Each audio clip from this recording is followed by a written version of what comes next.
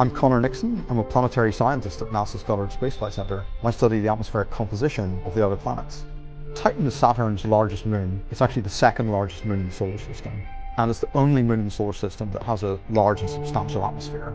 And that atmosphere in some respects is really similar to that of the Earth, being composed mainly of nitrogen. But in other respects it's really different. It has methane as its second most abundant gas, and that takes the same role as water vapor in the Earth's atmosphere. It evaporates from the surface, forms clouds, and then rains down again, and in fact forms lakes full of ethane, propane, all sorts of complex chemicals. You also see these vast dune fields in the crater, which are not made of silicates as they are on the Earth, but actually made of organic substances, essentially plastics, which have actually sedimented from the atmosphere and are being blown around in the dune fields, essentially seen on a desert on the Earth.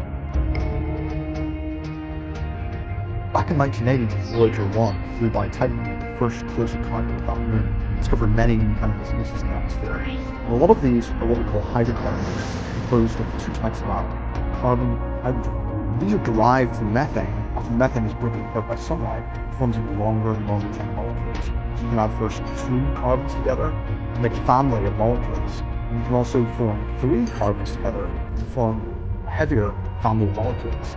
So it's actually very mysterious. Voyager only discovered the heaviest and lightest molecules on the planet, but didn't find any kind of found Propylene. So NASA has this wonderful flagship spacecraft, Cassini, which is currently orbiting Saturn and is making multiple close flybys of Titan. Now, in visible light, Titan appears quite bland and features, an orange glow.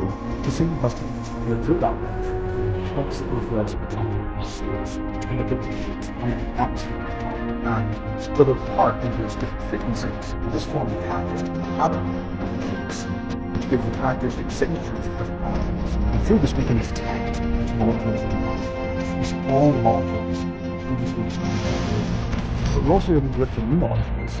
In fact, buried within the signatures of these more abundant molecular species, we saw a very small spike which produced a new species of spikes. In fact, this was propylene. We saw multiple altitudes inside the atmosphere. When we added all the signal together, we were 99% confidence in discovering the molecule.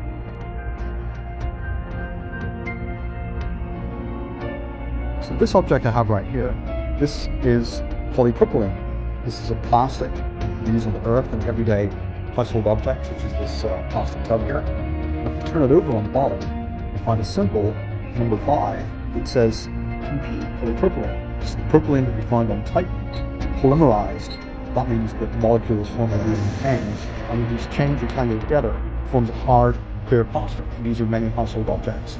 So that was really fun when we realized that something we discovered in space is in fact something that I was touching every day on the Earth.